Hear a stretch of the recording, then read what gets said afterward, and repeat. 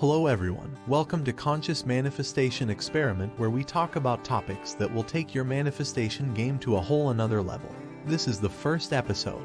Here we decode the story of Adam and Eve, as described in the Bible, and how it relates to our rise in consciousness that allows us to manifest whatever we desire. There is some serious depth to this story. Stick till the very end as you will understand one of the most fundamental aspects required for manifestation.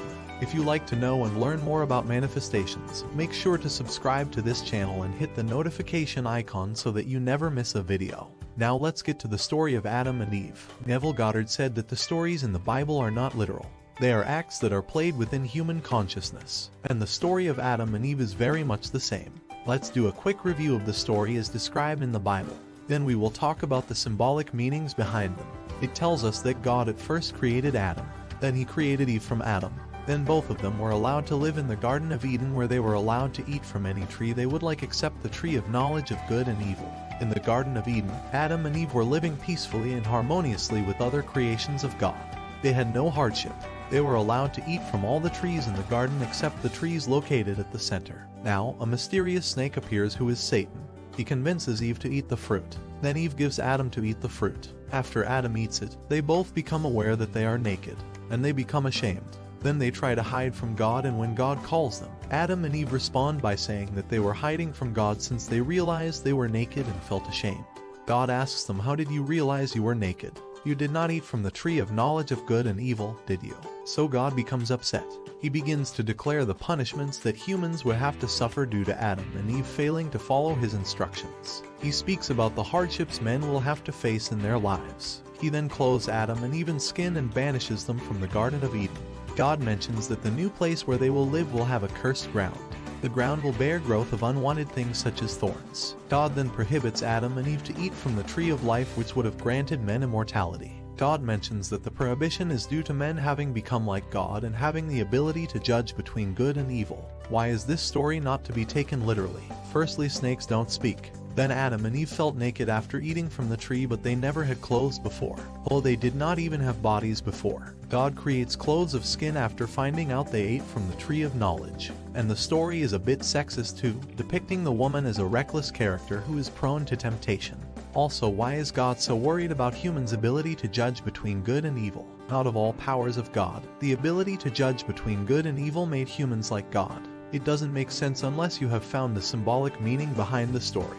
Why these stories are written in such symbolic manners is something we will discuss in future episodes. But for now, let's begin decoding it. The story is not at all about two characters called Adam and Eve living in a garden, but it is about the human mind and its evolution.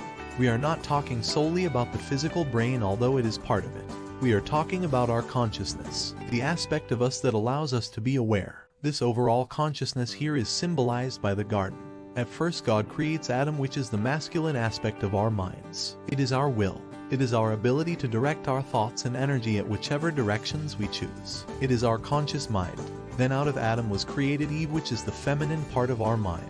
It is the creative side. It is faith and creativity. It is the part with which we learn, receive, and create. It is our subconscious mind. Key part to note is that Eve is created from Adam, meaning they are two different aspects of the same thing or being. Adam and Eve were allowed to eat from any tree they wanted except from the forbidden tree of knowledge. It means that all their desires were to manifest it as long as they did not judge. Then Satan appears and he tries to convince them to eat the fruit from the tree of knowledge. He succeeds first with Eve, which is the subconscious. Then it is Eve who gives Adam the fruit to eat. Here it clearly means that Eve or subconscious can be poisoned with bad ideas. And whatever the subconscious mind accepts, the conscious mind will experience. Hence, Adam, although declining to eat the fruit at first, falls into the trap of eating the fruit because he will do whatever the subconscious has believed and accepted.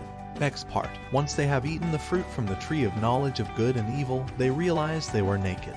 Here it means they gained the ability to judge things and situations. They now had to hide their judgments as they had their own preferences. They did not believe in everything God was doing. They had their doubts about God and each other. And now they had to hide their judgments from God, so they hid themselves. Bottom line, they previously trusted all their desires to be fulfilled by God, and they had no doubt that God would fulfill them regardless of how their current situation looked like. Now they have developed the tendency to interfere in God's plan of manifesting their desires. Logic was born. Now, people would look for logical solutions rather than trusting that God would solve their problems. people would devise their own logical ways and would succeed at times with it. This made humans like God, as they would contradict God's ways. A duality was created.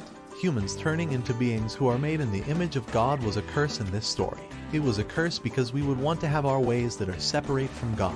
So humans would struggle in manifesting their desires and would constantly judge and doubt God's ways. If you have been practicing the law of attraction, you would know that letting go is the most difficult part of the process. Judgment is the opposite of the letting go.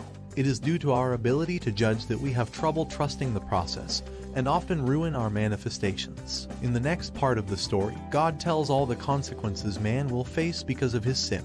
In summary, God tells man that he would have to work for themselves. They would have to be responsible for their survival and manifestations. It means that now men would have to do the work of God for his manifestations. The masculine mind would have to implant the good ideas and beliefs into the feminine subconscious mind and keep her protected from bad ideas. He will have to fight his doubts and trust that the subconscious will create the fruits of his desire.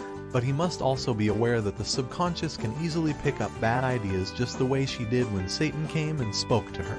So he must always plant prosperous ideas. If the subconscious is left alone without proper care, it will pick up bad ideas and manifest them, which the conscious mind will have to experience. Also recall that the ground was cursed because it would have thorns growing.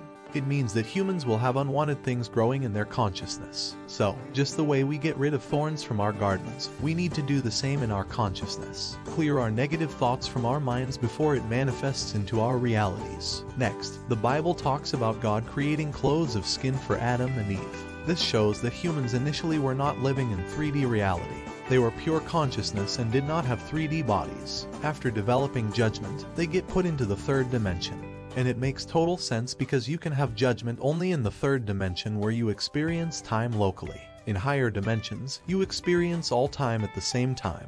So infinite possibilities are available to humans at all times in higher dimensions. When you experience all possibilities at the same time, you cannot judge but just choose. Because there is no good or bad, but just different possibilities. It would be similar to choosing colors. You may have strong preferences for one color over others, but you do not label your not preferred colors as bad or evil.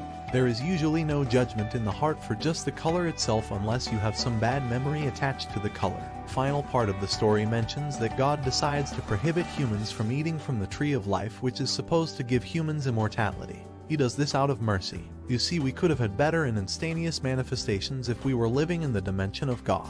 The 3D reality makes it harder to manifest due to our experience of time. If there was no experience of time and things were instantaneous, we would not have to put effort in trusting God. We would not worry about judgment, because there would be no reason to judge. All we would have to do is choose. The key takeaway from the story is this: the biggest challenge that humans are supposed to face on Earth while intending to manifest something is to avoid judgments. You need to trust the process even when things don't look like they are going your way. You need to be careful about what your subconscious accepts, as that will be what you will experience. Thank you for watching till the end.